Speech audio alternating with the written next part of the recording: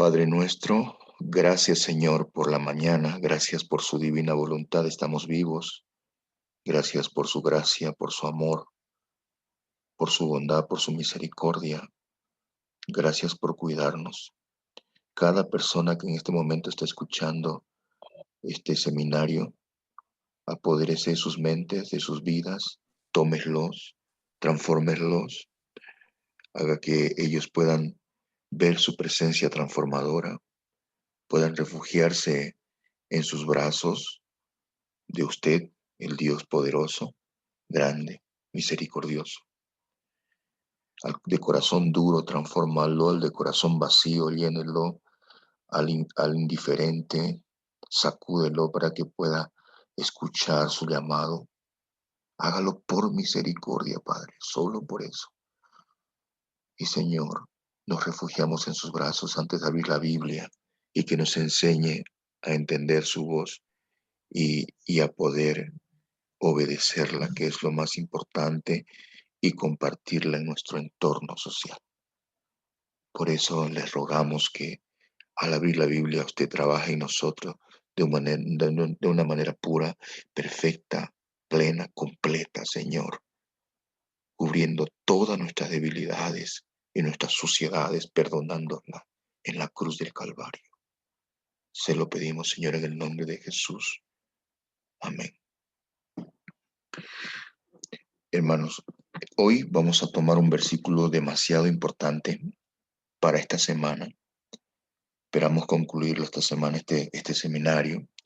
Y para ello vamos a agarrar este versículo muy conocido, donde Pablo en Romanos 12:1 va a decir: así que, hermanos, os ruego por las misericordias de Dios, está hablando en plural, que presentéis vuestros cuerpos en sacrificio vivo, santo, agradable a Dios, que es vuestro culto racional. Esto es uno de los versículos más ricos en enseñanza escrito en la Biblia.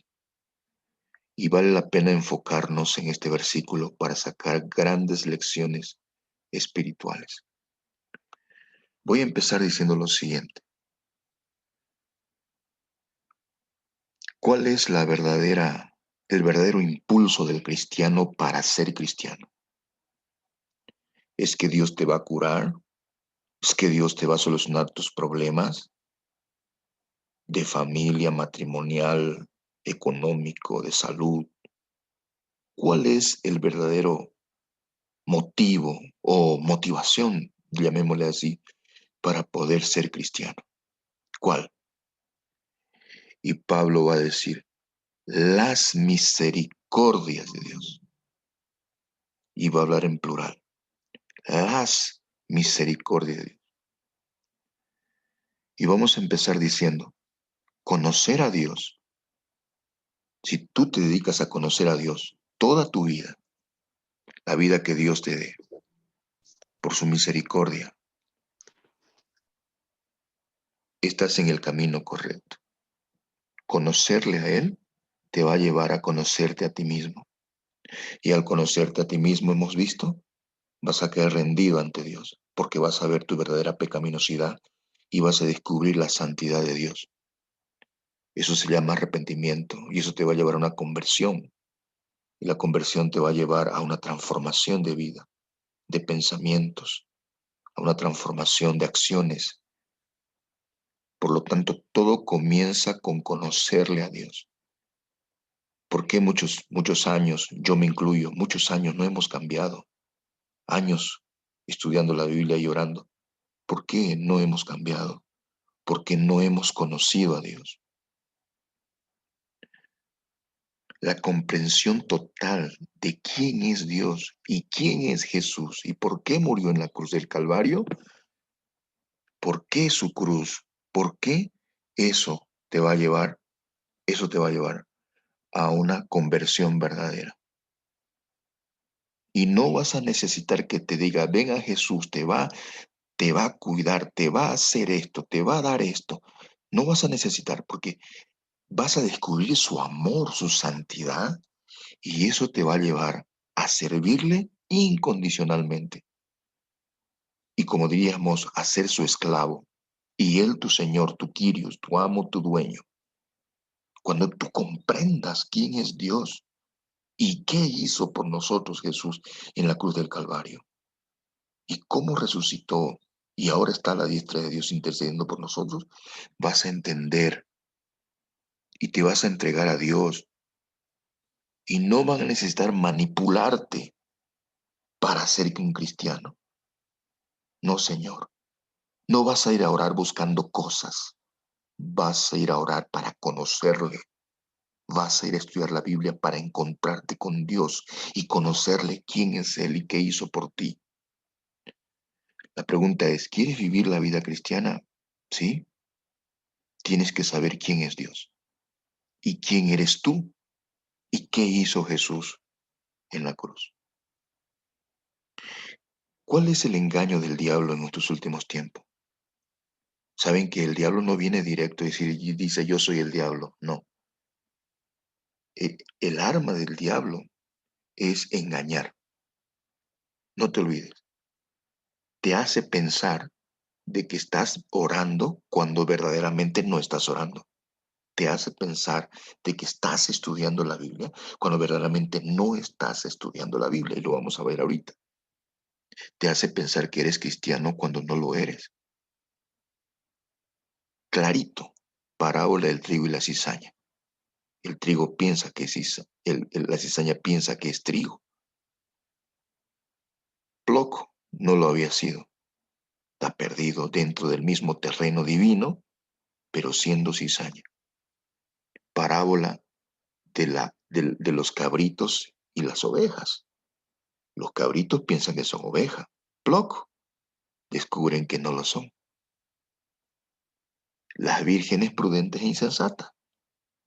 Todas piensan que están salvas esperando al esposo, pero no lo están. ¿Eh?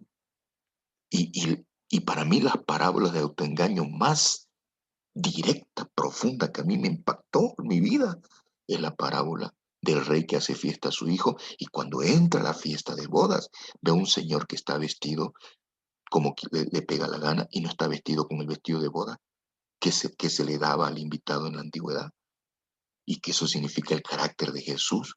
Él entra a la fiesta, pero con su propio carácter, sin tener el carácter de Jesús. Y cuando Jesús dice ahí en Mateo 22:14, él dice, muchos son llamados y pocos los escogidos.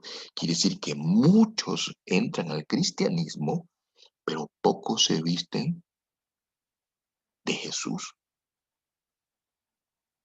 ¿Y por qué no se visten de Jesús, de su carácter lleno de amor y mansedumbre? ¿Por qué? Porque no conocen a Dios, no se dedican a conocer a Dios. Sus oraciones son para pedir cosas nada más. Y no quieren conocerle, van a la Biblia para otras cosas, pero no para conocerle. Ese es el problema. Y no tienen un encuentro con Dios al orar. Y no tienen un encuentro con Dios al estudiar la Biblia. Entonces, tenemos que quitarnos la venda de nuestros ojos. El engaño del diablo no es que él viene como diablo y dice yo soy el diablo, no. El engaño del diablo es hacerte pensar de que estás orando cuando tu oración no transforma tu vida, de que estás estudiando la Biblia cuando tu estudio de la Biblia no transforma tus pensamientos y no te hace conocer la santidad y el amor de Dios. Por eso Pablo empieza diciendo, así que, la palabra así que una conjunción que podría significar, de acuerdo a lo que he hablado, voy a rogar. ¿Qué ha hablado? En Romanos capítulo 1 al 3, él ha echado por tierra todo al hombre. Le ha mostrado que es un podrido pecador sin solución.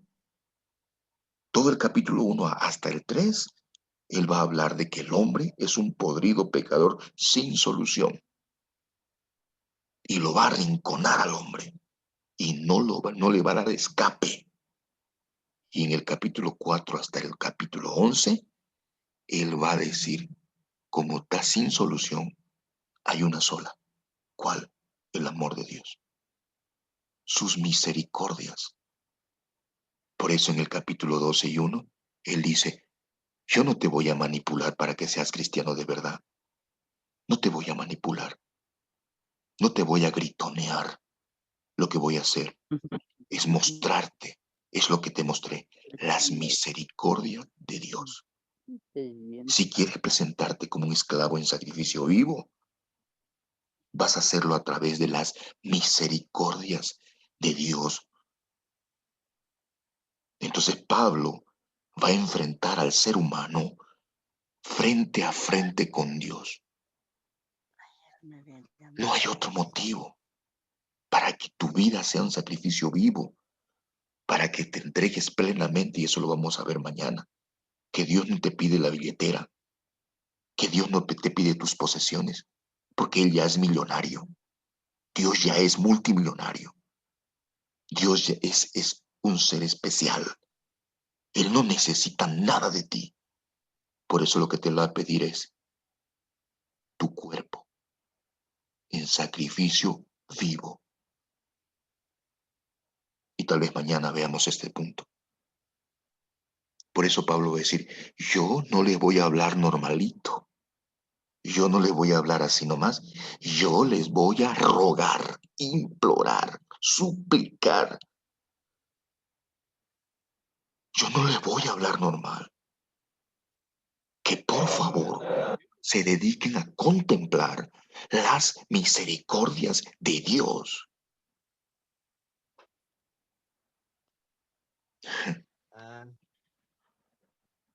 No sé, misericordia, la palabra, me impacta esa palabra porque oiterios en griego, pero quiere decir causar pena, causar compasión, pena.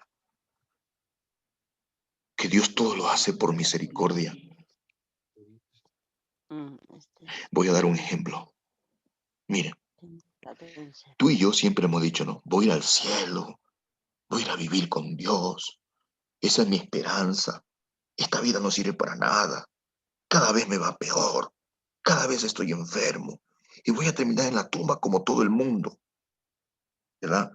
Mi esperanza es ir a vivir al cielo. ¿Pero lo entiendes? Porque vas a ir a vivir con un Dios santo.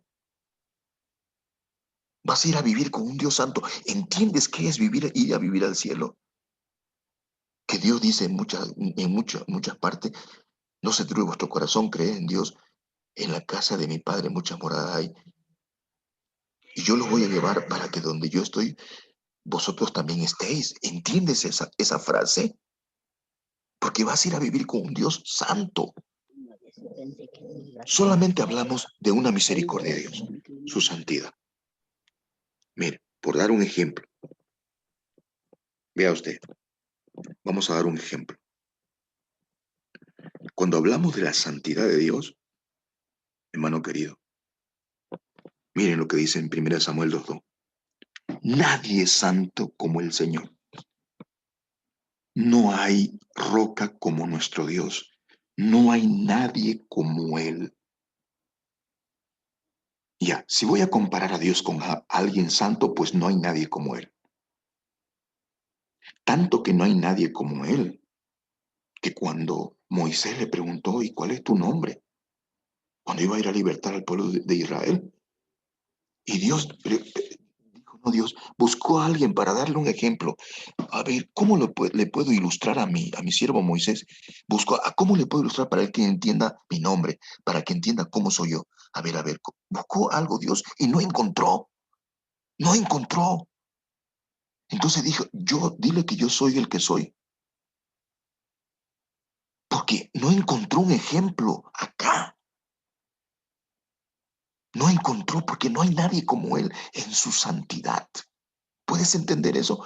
La palabra santo quiere decir cortar y separar. Y cuando Dios te pide que tú seas santo, te dice, te voy a cortar y te voy a separar para mí. ¿Sabes por qué? Porque yo soy santo. Porque no hay como yo. Yo estoy separado y apartado. No hay comparación como yo. ¿Entiende la santidad de Dios? Te pregunto, hermano. Pero no vas a ir a vivir al cielo con Él, ¿verdad?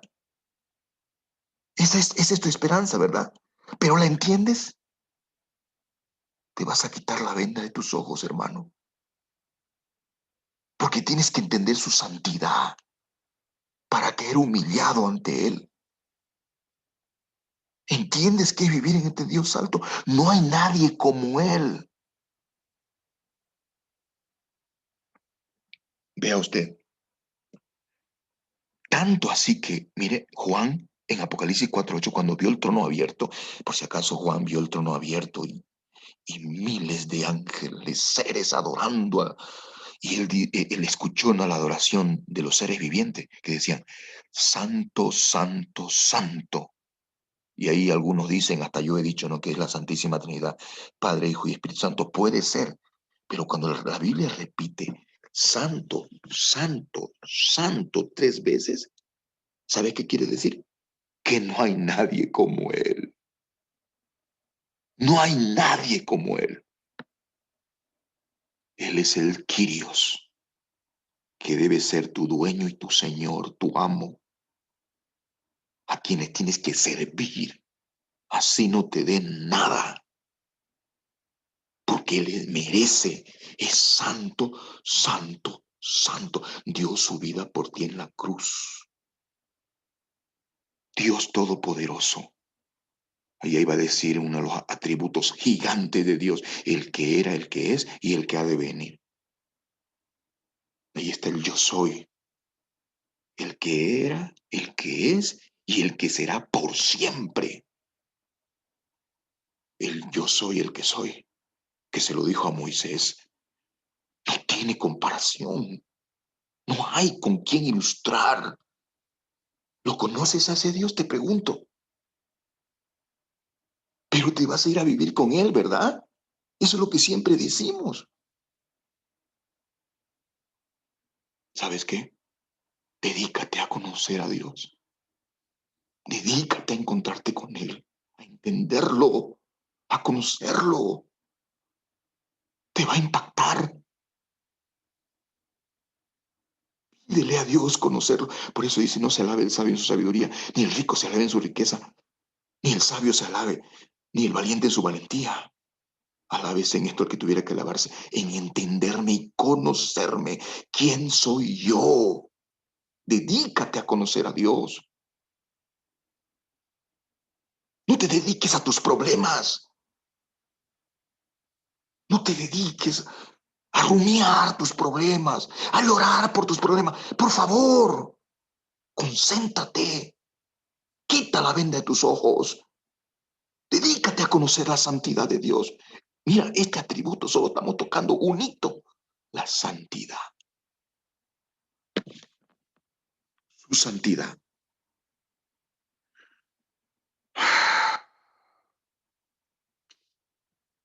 Hermano, cuando hablamos de su santidad,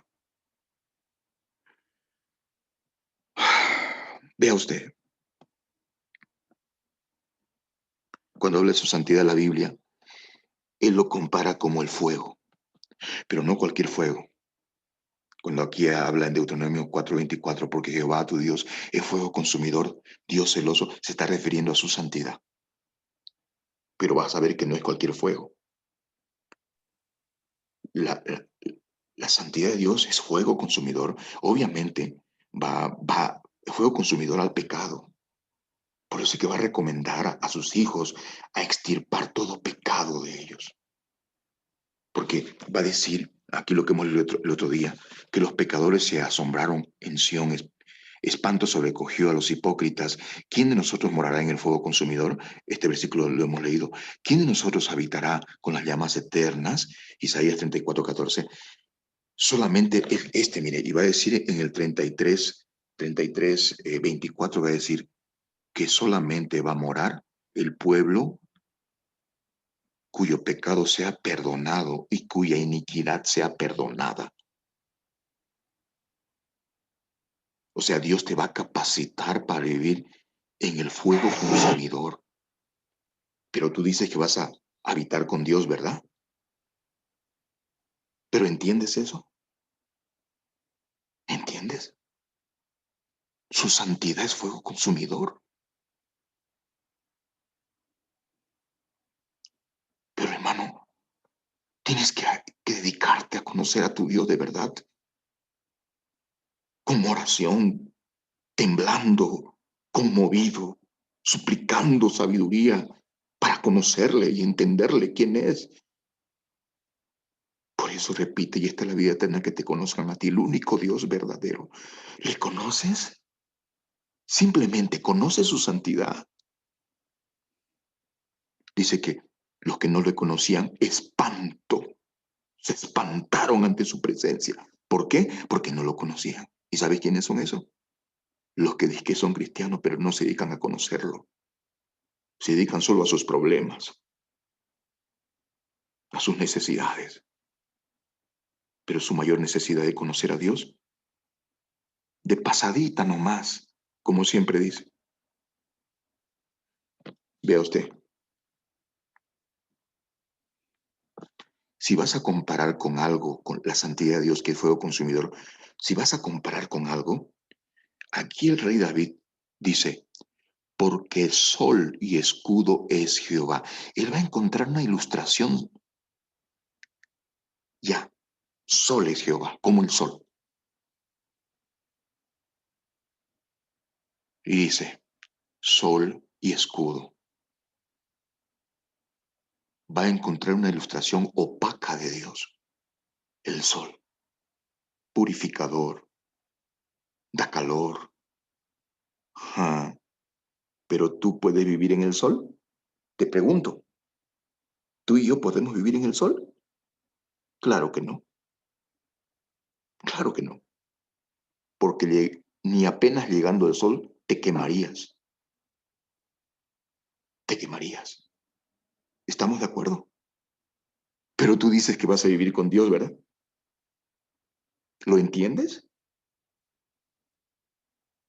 Y ahí dice, gracia y gloria dará Jehová. Ahí está, ahí está. Él te va a capacitar dando su carácter para que tú vivas en su presencia. Él te va a capacitar. Y abajo dice, dichoso el hombre que confía en Jehová. Está hablando del tipo de relación que tú tienes con Dios. ¿Qué es lo que te va a llevar a capacitarte? El tipo de comunión, de oración. ¿Por qué confías en Jehová? Porque lo conoces, pero te has dedicado a conocerlo. Mínimo, entender su santidad. ¿Te has dedicado a eso? Por eso es que no confiamos en Jehová. Por eso es que apenas no nos contesta una oración, ya nos echamos al muere. Porque no nos hemos dedicado a conocerlo, ese es el problema. Vea usted, aquí va a decir Malaquías 4:1 al 3. Vea usted, porque he aquí viene el día ardiente como un horno. Está hablando de la santidad de Jehová.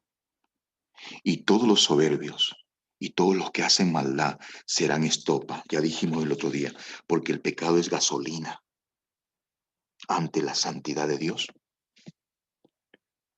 Serán estopa.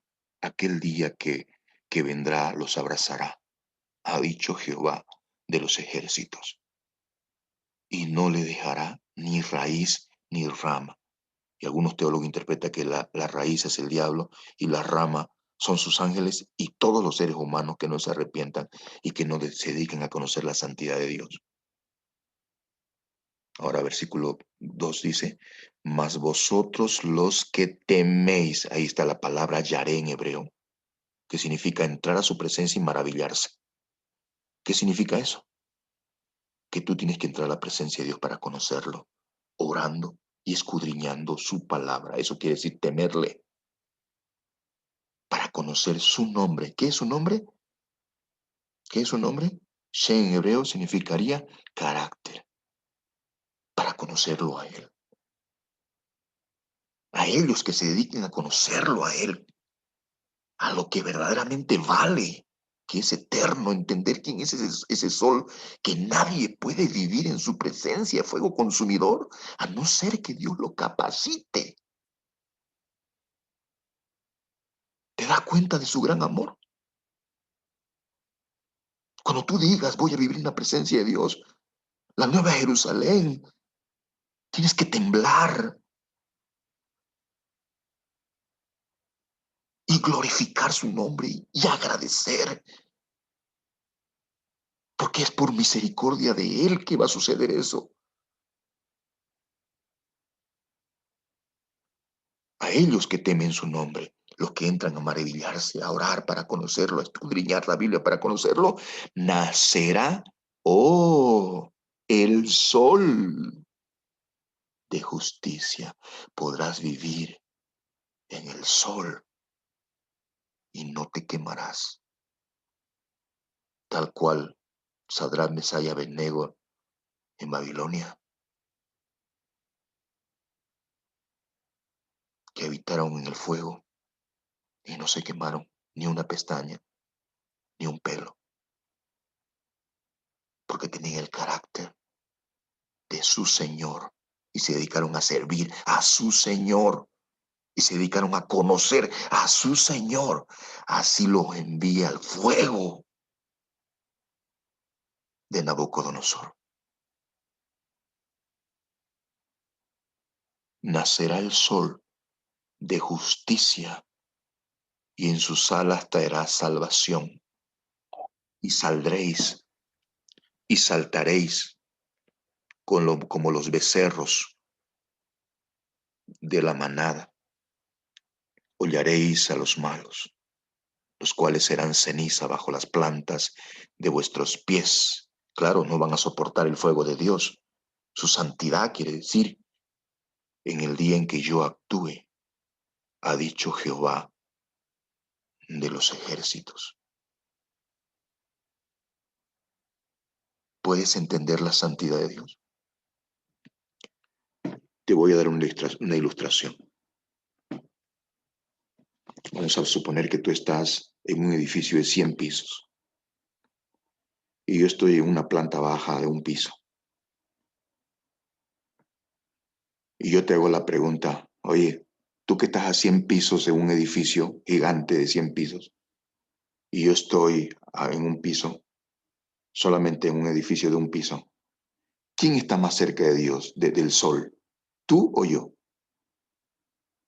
Sería absurdo, ¿no? Es decir, el que está a 100 pisos está más cerca de Dios, del sol, y el que está a un piso está más lejos del sol.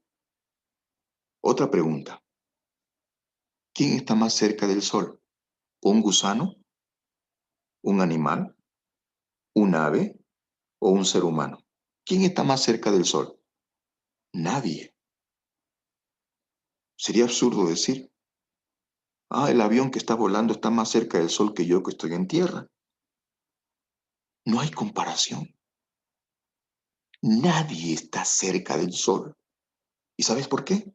Porque nadie está cerca de Dios, a no ser que Dios lo capacite.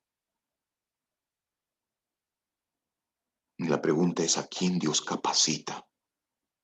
Y ahí está, al que se dedica a conocerlo y entenderlo.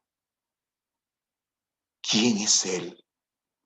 Y cerca de Dios, de su luz de sol, vas a ver tu pecaminosidad y vas a caer arrepentido en la cruz de Cristo, porque vas a ver lo que hizo por ti en la cruz del Calvario. ¿Mm? ¿Quién está capacitado para vivir en el sol?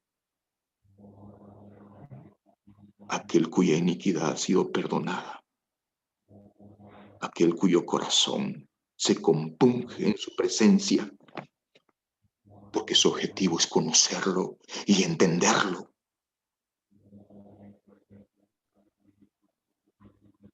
Esta semana estoy orando para que nos quitemos la venda de los ojos,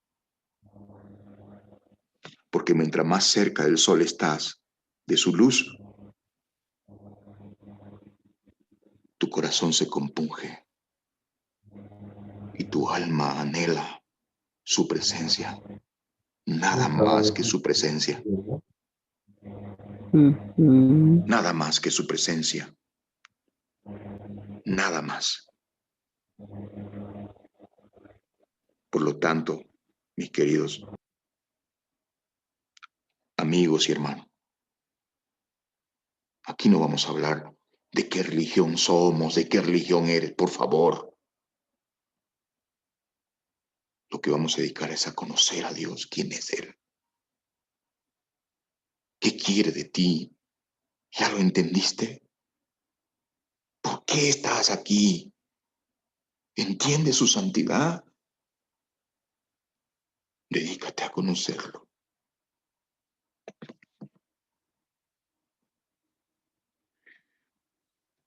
Padre nuestro que está en el cielo, decir santificado sea su nombre suena poco, Señor. Enséñenos, por favor, quién es usted a conocerlo más. Usted tanto ruega a sus hijos que miren sus misericordias. ¿Quién es usted? Pero nosotros no sabemos orar, no sabemos escudriñar su palabra, no sabemos conocerlo. Capacítenos, Señor, porque decimos que vamos a ir al cielo a vivir, pero ni entendemos su santidad. Padre, por sus misericordias, por su bondad, capacítenos. Abre los ojos del ciego, las orejas del sordo, muéstrele su realidad y ayúdenos, Señor, a entender sus misericordias que usted explicó en Romanos, desde el capítulo 1 hasta el capítulo 2, y que nos dediquemos a entenderlo y comprenderlo. Gracias por escucharnos.